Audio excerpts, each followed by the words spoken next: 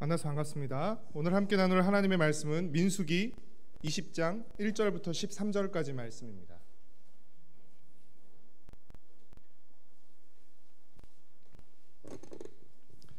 민수기 20장 1절부터 13절까지 말씀, 우리 한 절씩 교독하고 마지막 절은 함께 읽도록 하겠습니다. 첫째 달에 이스라엘 자손 곧 온 회중이 신 광야에 이르러 백성이 가데스에 이르더니 미리암이 거기서 죽음에 거기에 장사되니라. 백성이 모세와 다투어 말하여 이르되 우리 형제들이 여호와 앞에서 죽을 때에 우리도 죽었더라면 좋을 뻔하였도다.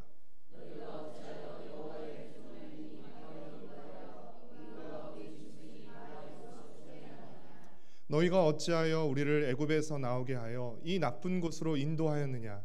이곳에는 파종할 곳이 없고 무화과도 없고 포도도 없고 석류도 없고 마실 물도 없도다.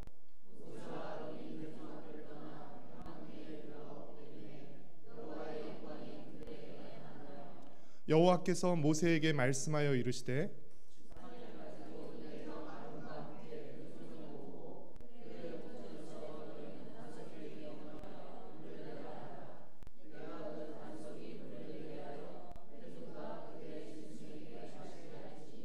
모세가 그 명령대로 여호와 앞에서 지팡이를 잡으니라.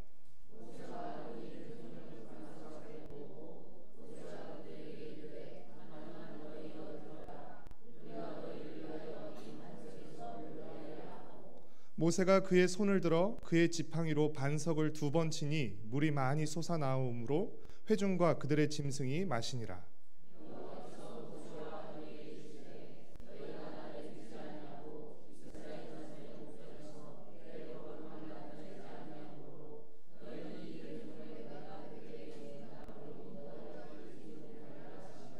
함께 읽겠습니다. 이스라엘 자손이 여호와와 다투었으므로 이를 무리바 무리라 하니라. 여호와께서 그들 중에서 그 거룩함을 나타내셨더라. 아멘.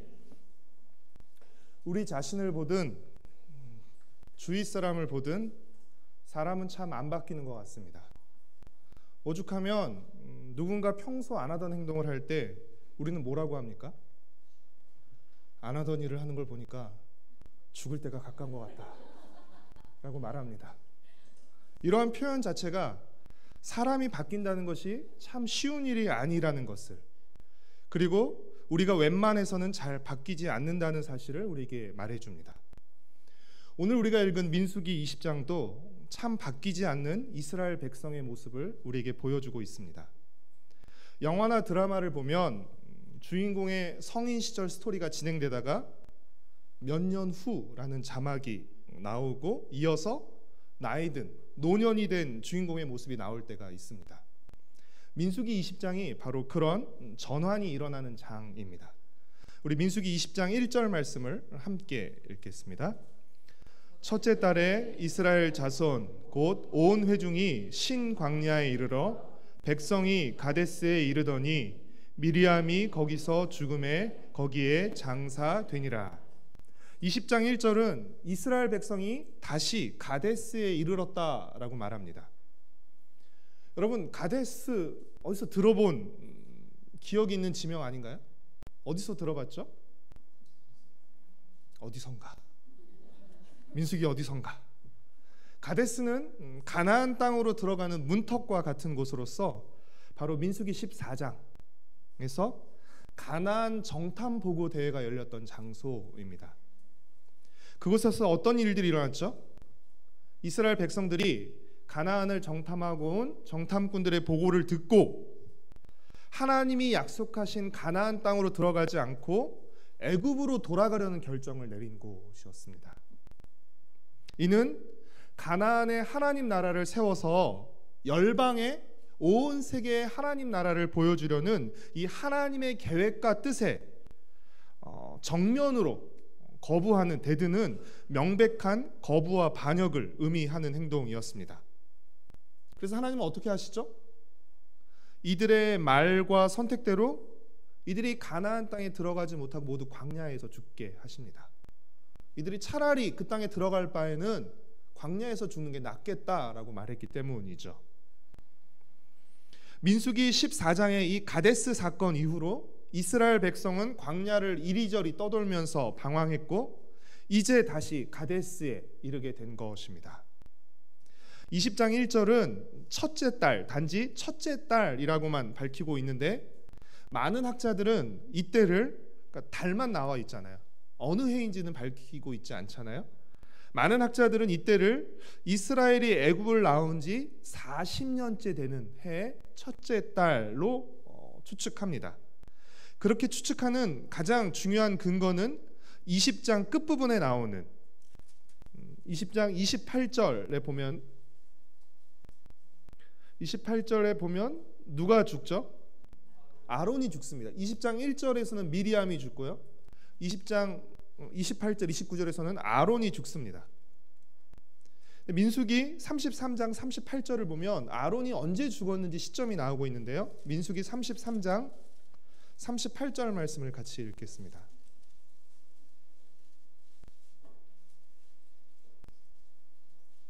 함께 읽겠습니다.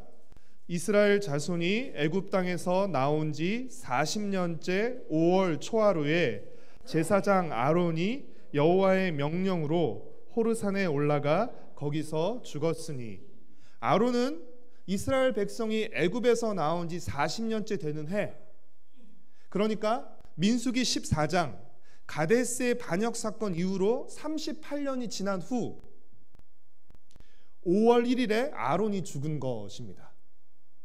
이를 근거로 20장 앞부분에 나오는 20장 1절에 나오는 미리암도 같은 해 첫째 딸에 죽은 것으로 추측하는 것입니다. 그러니까 민수기 19장과 20장 사이에는 약 38년의 간격이 있는 것입니다.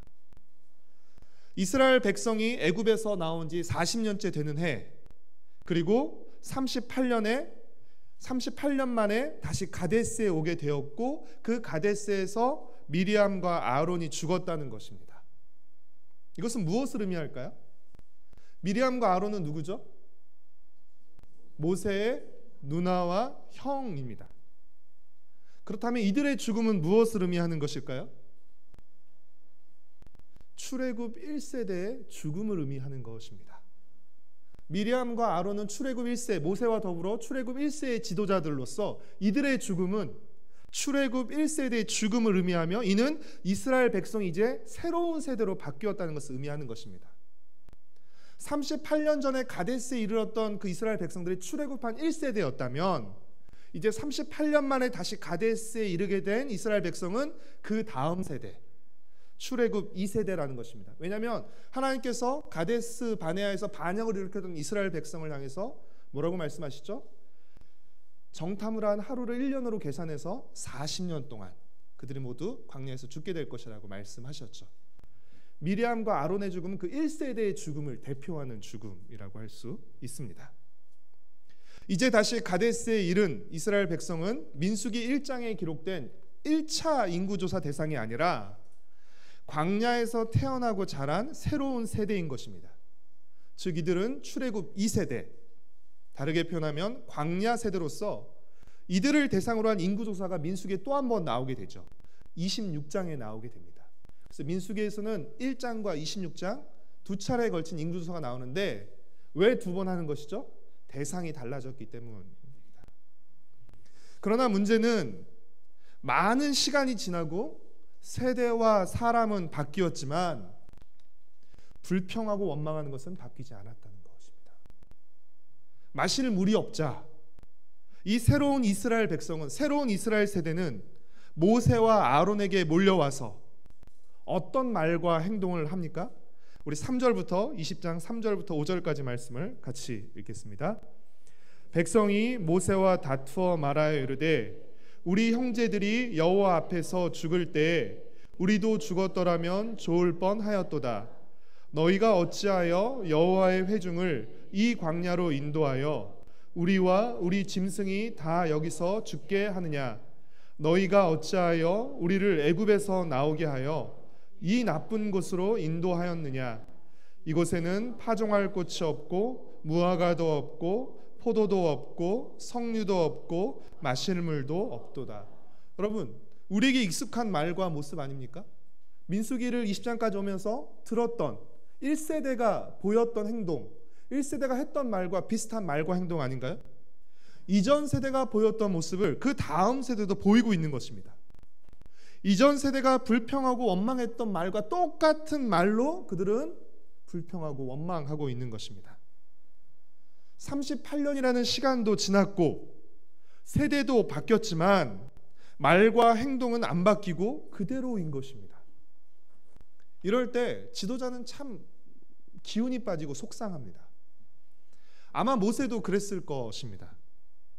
그래서 그랬는지는 모르겠지만 모세는 백성들에게 화를 내면서 지팡이로 반석을 2번 내리칩니다. 우리 10절과 11절 말씀을 같이 읽겠습니다. 모세와 아론이 회중을 그 반석 앞에 모으고 모세가 그들에게 이르되 반역한 너희여 들으라.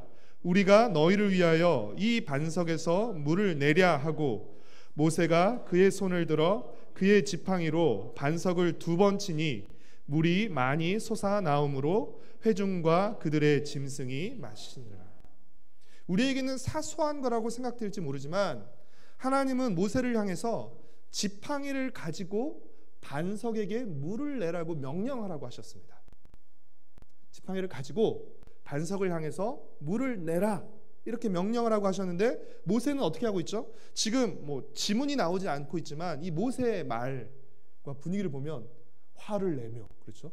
눈을 부라리며 이렇게 막 이러면서 화를 내면서 지팡이로 반석을 2번이나 내리셨습니다. 너희로 해서 물을 내랴 이러면서, 그죠? 하나님이 명하시지 않은 불필요한 행동을 한 것입니다. 하나님은 모세의 이 같은 행동을 뭐라고 말씀하시죠? 하나님을 믿지 못하고 하나님의 거룩함을 드러내지 않은 큰 잘못이라고 하나님은 지적하십니다. 그거 좀 쳤다고 라고 생각할지 모르지만 하나님 이렇게 말씀하십니다. 12절 말씀을 함께 읽겠습니다.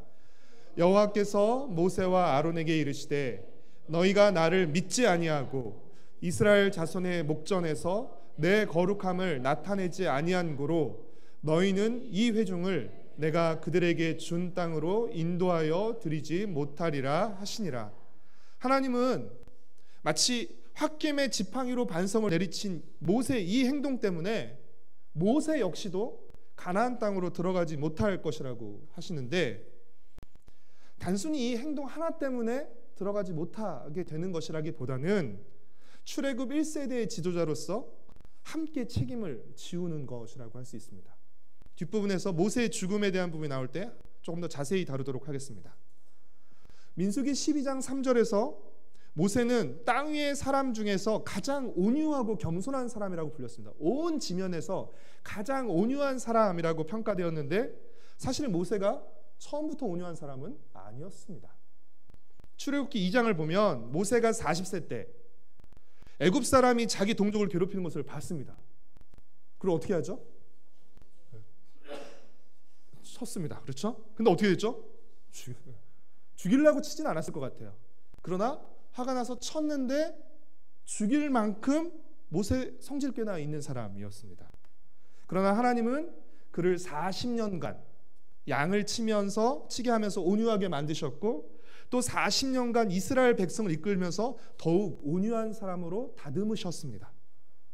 그러나 그 잠자고 있던 욱하는 성질이 80년 만에 다시 나온 것입니다. 사람 참 안 바뀝니다. 사람 안 바뀌는 것이 어디 이스라엘 백성뿐이고 모세뿐이겠습니까? 우리 역시 안 바뀝니다. 예수님을 믿고 신앙생활을 한 지 10년, 20년, 30년이 지나가지만 참 안 바뀝니다. 바뀌었다고 생각했는데 바뀐 것 같아 라고 생각했는데 어느 순간에 또 불쑥 옛 모습과 성질이 나옵니다.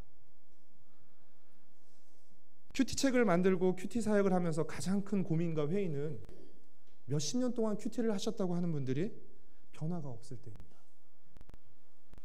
그나마 큐티를 해서 그 정도인지는 모르겠지만 그럴 때 고민과 회의를 느낍니다. 아무리 시간이 지나도 바뀌지 않는 우리 자신과 또 우리 주위의 누군가를 볼 때 우리는 실망하고 분노하게 됩니다. 때로는 너무 속상하고 절망감마저 느끼게 됩니다. 그런 질기고 질긴, 징그럽게도 바뀌지 않는 우리에게 소망은 무엇입니까? 하나님의 바뀌지 않으심입니다. 다르게 표현하면 하나님의 신실하심입니다.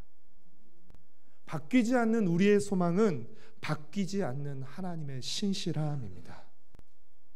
우리나 하나님이나 바뀌지 않는다는 면에서는 같지만 그 내용과 대상에 있어서는 천지 차이입니다. 우리에게 바뀌지 않는 것은 무엇입니까? 죄악과 연약함입니다. 그러나 하나님에게 바뀌지 않는 것은 무엇입니까? 하나님의 은혜와 약속입니다. 38년이라는 시간이 지났고 세대가 바뀌었지만 이스라엘 백성의 본질, 그 죄악됨과 완악함은 바뀌지 않았습니다. 만약 이스라엘 백성이 가나안 땅에 들어가는 조건이 완전한 변화와 성화였다면 이 새로운 세대, 출애굽 2세대의 이스라엘 백성도 가나안 땅에 들어가지 못했을 것입니다. 만약 조건이 완전한 변화였다면. 그러나 그럼에도 불구하고 이 무리바에서 하나님과 다투었던 출애굽 2세대의 이스라엘 백성은 결국 가나안 땅에 들어갔습니다. 그들이 가나안 땅에 들어갈 수 있었던 그 이유와 근거는 무엇입니까? 이스라엘 백성에게 가나안 땅을 주시겠다고 하신 하나님의 변하지 않는 약속과 은혜 때문이었습니다. 그들의 완전한 변화 때문이 아니라 변하지 않는 하나님의 약속과 은혜 때문에 그들의 변하지 않음에도 불구하고 그들은 약속의 땅에 들어갈 수 있었던 것입니다. 만약 하나님께서 이스라엘 백성에게 가나안 땅을 주시겠다는 약속을 저버리셨다면, 약속 깨 이제 접어, 약속 폐기, 그 약속을 저버리셨다면, 또 하나님께서 물이 없다고 원망하고 불평하는 이스라엘 백성에게 물을 주시지 않으셨다면, 원망하고 불평해? 안 줘. 그러면 다시 공손하게 해봐, 예쁘게 말해봐, 그러기 전까지 안 줘라고 했다면 어떻게 되었을까요? 그들은 결코 가나안 땅에 들어가지 못했을 것입니다. 여러분, 우리 역시 마찬가지입니다. 우리가 예수님 믿고 나서 예수님 믿기 이전과 달라질 때에만, 변화될 때에만 구원받는다면 우리는 결코 구원받지 못할 것입니다. 변화가 되어야만, 완전히 달라져야만 구원받는다면 두렵죠. 그러나 우리의 연약함과 완악함, 그리고 우리의 더디고 더딘 변화에도 불구하고 예수 그리스도를 통한, 십자가를 통한 하나님의 구원 약속이 폐기되지 않고 또 하나님의 그 구원의 은혜가 중단되지 않기에 우리는 구원을 받는 것입니다. 사랑하는 성도 여러분, 우리의 바뀌지 않음은 우리를 절망시키고 낙담시키지만 하나님의 바뀌지 않으심, 하나님의 신실하심은 우리에게 소망과 용기를 줍니다. 우리는 연약하고 유한한 존재이기 때문에 하나님의 약속이 성취되는 것을 직접 보지 못할 수 있습니다. 그러나 하나님의 약속은 우리의 유한과 죽음을 넘어서서 반드시 성취됩니다. 아쉽게도 아론과 모세는 이 무리바에서의 이 사건 때문에, 일 때문에 약속의 땅에 들어가지 못했습니다. 그러나 아론의 뒤를 이어서 그의 아들 엘르아살이 대제사장이 되었고, 모세의 뒤를 이어서 여호수아가 지도자가 되어서 출애굽 2세대의 이스라엘 백성을 이끌고 약속의 땅에 들어갔습니다. 비록 그들은 들어가지 못했지만 그들의 뒤를 이은 엘르아살과 여호수아를 통해서 하나님의 약속은 성취된 것입니다. 그런 측면에서 모세와 아론은 물론 출애굽 1세대도 완전히 실패한 것이다 라고 말할 수 없습니다. 그들의 역할이 거기까지였던 것이고 그들의 한계가 거기까지였던 것입니다. 사랑하는 성도 여러분, 우리는 유한하지만 하나님은 무한하십니다. 우리는 무수히 많은 한계를 가지고 살아가지만 하나님은 한계 없이 일하십니다. 우리의 한계가 곧 하나님의 한계는 아닙니다. 광야를 통과하는데 물이 없는 것 큰 문제입니다. 위대하고 노련한 지도자 미리암과 아론과 모세의 죽음은 이스라엘 백성의 입장에서는 큰 위기입니다. 40년간을 이끌었던 그 위대한 지도자가 죽는다는 것 큰 위기입니다. 그 공동체의 큰 위기입니다. 믿었던 형제 에돔의 거절도 큰 아픔과 한계입니다. 그래도 에서의 후손이니까, 형제니까 우리에게 가나안 땅으로 가는 길을 열어주겠지 라고 믿고 부탁했지만 발 한 발자국만 내도 뭐 그런 거 있잖아요. 지우개 이렇게 선만 넘어도 막 자르겠다고 협박하는 짝꿍처럼 드리기만 해봐, 가만 안 냅둬 라고 거절을 했죠. 믿었던 형제 에돔의 거절도 큰 한계입니다. 그러나 하나님께 이러한 문제와 위기와 한계가 이스라엘 백성이 맞닥뜨린 물이 없는 문제, 위대한 지도자가 죽는 위기, 믿었던 형제의 거절한 한계가 하나님이 자신의 약속을 이루어 가시는데 어떠한 한계나 문제도 되지 못합니다. 오히려 우리가 만나는 많은 한계와 문제들은 하나님의 무한하심을 의지하고 또 하나님의 무한하심을 드러내는 기회가 되는 것입니다. 하나님은 우리가 불평하고 원망하는, 또 절망하고 분노하는 모든 한계와 어려움 속에서 우리를 통해서 하나님의 무한하심을, 하나님의 거룩하심을, 하나님의 전능하심을, 하나님의 부요하심을 드러내기 원하십니다. 하나님이 직접 드러내셔도 괜찮아요. 그렇죠? 갑자기 막 드러내셔도 괜찮은데 하나님은 어떻게 하세요? 꼭 유한한 우리를 통해서 하나님은 하나님의 거룩하심과 무한하심을 드러내기를 원하십니다. 그러므로 우리가 해야 할 일은 무엇입니까? 우리가 맞닥뜨리는 많은 문제와 한계 속에서도 변함이 없는 하나님의 은혜와 약속을 의지하는 것입니다. 그것을 붙드는 것입니다. 그리고 믿음과 순종으로 하나님의 거룩하심을 드러내는 것입니다. 우리의 문제와 한계에도 불구하고 믿음으로 약속의 땅을 향해 나아가는 것입니다. 사랑하는 성도 여러분, 설교를 시작하면서 말씀드렸듯이 우리는 참 안 바뀝니다. 한 사람이 바뀌는 것은 참 죽는 것만큼, 그의 버금갈 만큼 어려운 일입니다. 그러면 우리는 바뀔 필요가 없는 것입니까? 결코 그렇지 않습니다. 사람이 바뀌는 것은 참으로 어렵지만 하나님은 그 참으로 어려운 일을 해내시는 분이십니다. 사람이 바뀌는 것은 정말 죽는 것만큼이나 어려운 일이지만 하나님은 그 어려운 일을 하실 수 있습니다. 한계 많은 우리는 잘 바뀌지 않지만 한계 없는 하나님은 예수 그리스도 안에서 우리를 새 사람으로 창조하시고 빚어 가십니다. 우리의 한계보다 하나님의 한계 없음이 훨씬 더 크고 강합니다. 따라서 우리 힘으로 불가능한 우리의 달라짐, 우리의 변화는 한계 없으신 하나님의 살아계심과 역사하심을 보여주는 증거가 되는 것입니다. 다른 말로 표현하면 민수기 20장의 표현을 빌리자면 하나님의 거룩하심을 드러내는 기회가 되는 것입니다. 어떻게 그 사람이 바뀌었어? 도저히 바뀔 것 같지 않은 그 사람이 어떻게 바뀌었어? 하나님의 무한하심으로, 하나님의 거룩하심으로, 하나님의 전능하심으로 이 바뀜과 변화가 일어나게 된 것입니다. 양 목사님도 말씀하셨지만 하나님을 믿지 않는 사람들은 보이지 않는 하나님을 보고 믿을 수 없기 때문에 그 하나님을 먼저 믿고 변화된, 그 하나님을 믿고 바뀌게 된 우리의 모습을 통해서 하나님을 보게 되는 것입니다. 그런 측면에서라도 우리는 바뀌어야 됩니다. 바뀌는 것이 마땅하고 또 바뀌어야 하는 것입니다.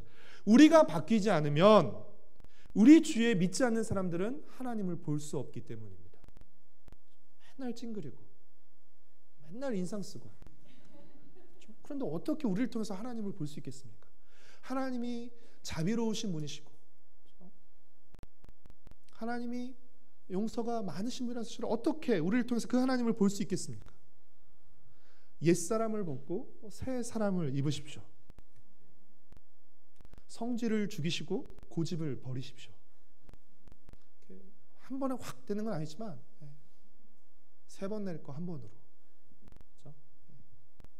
1년 만에 냈어 그러면 2년 만에 해도 되고, 이렇게 바로 끊지 못하더라도 계속 점점 늘려가십시오. 우리가 하나님의 사람으로 더욱 자라고 성숙해질수록 우리는 하나님을 더 많이 드러내게 될 것입니다. 우리의 영광이 뭐예요? 하나님을 더 많이 닮고 자라가게 되면서 연약하고 유한한 우리를 통해서 그 하나님이 드러나게 되는 것입니다. 우리가 뭔가를 함으로써 하나님께 영광을 돌리는 것이 아니라 우리를 통해서 하나님이 드러나실 때 하나님이 영광 받으시는 것입니다. 예수 믿고 바뀐 우리의 표정과 모습이 최고의 전도지인 것입니다. 이번 주일에 오픈하우스가 있는데 오픈하우스 끝나면 이제 전도 땡이 아니라 사실은 계속되는 것입니다. 계속되는 것입니다. 사랑하는 성도 여러분, 한계 많은 문제투성이인 나를 하나님의 사람으로 다듬고 빚어가시는 신실하고 한계 없으신 하나님을 신뢰하고 순종하십시오. 바뀌지 않는 우리의 완악함과 연약함이 드러날 때마다 바뀌지 않는 하나님의 약속과 은혜를 기억하고 붙드십시오. 우리의 한계와 문제, 또 우리의 완고함이 오히려 하나님의 거룩함을 드러내는 기회와 축복이 되게 해달라고 여러분 기도하십시오. 오랜만에 나를 본 친구가 너 맞아? 그 사람 맞아? 내가 알던 그 사람 맞아? 라고 말할 수 있을 만큼 오히려 예전에 내가 지녔던 그 완고함이 오히려 예수 그리스도를 믿고 나서 바뀐 부드러움과 온유함을 통해서 하나님의 거룩함을 드러낼 수 있는 기회가 되게 해달라고 기도하십시오. 한계와 문제 속에서 하나님을 붙들고 따르는 우리의 모습을 통해서 우리의 자녀들과 우리 주위 사람들이 하나님의 거룩하심과 크심을 보게 될 것입니다. 변함이 없는 하나님의 약속과 은혜를 의지하고 순종하면서 날마다 조금씩 하나님의 사람으로 변해가고 자라가는, 그래서 하나님을 드러내는 저와 여러분, 우리 가정과 세도록교회 공동체가 되기를 축복하고 소망합니다. 우리 찬송가 393장 오신실 하신 주 함께